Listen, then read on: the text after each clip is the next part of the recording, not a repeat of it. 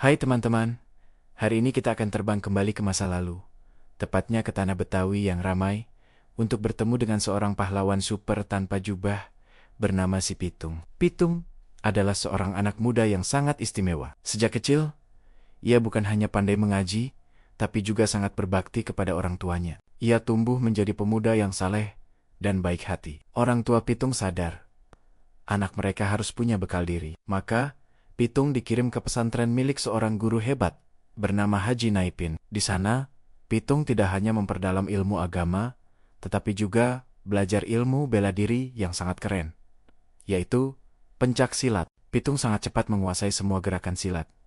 Tubuhnya lincah seperti kancil dan kuat seperti banteng. Setelah ilmunya dirasa cukup, Pitung pun pamit pulang. Namun, saat Pitung kembali ke kampung halamannya, hatinya terasa sangat sakit. Ia melihat ketidakadilan di mana-mana. Siapa yang menyebabkan ketidakadilan itu?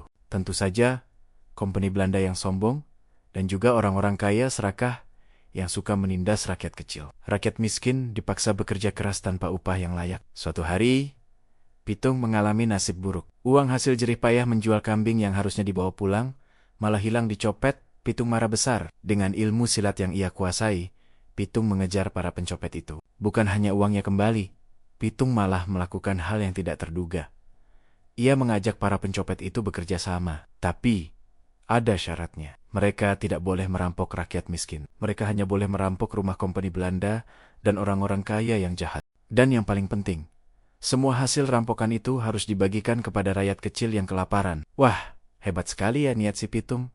Mereka pun setuju. Sejak saat itu, setiap malam, si Pitung dan kawan-kawannya beraksi. Mereka masuk ke rame-rama mewah yang penuh harta, mengambilnya, dan esok harinya, beras, uang, dan pakaian pun sampai di tangan rakyat miskin yang membutuhkan. Pitung menjadi pahlawan yang dicintai. Tentu saja, aksi ini membuat kompeni Belanda murka dan malu besar. Kompeni mengirim banyak sekali tentaranya untuk menangkap si Pitung. Mereka berhasil menangkap beberapa teman Pitung. Tapi Pitung, dia licin. Seperti belut, berkat kesaktian dan ilmu bela diri tingkat tinggi yang ia miliki, Pitung selalu berhasil lolos dari kepungan tentara Belanda.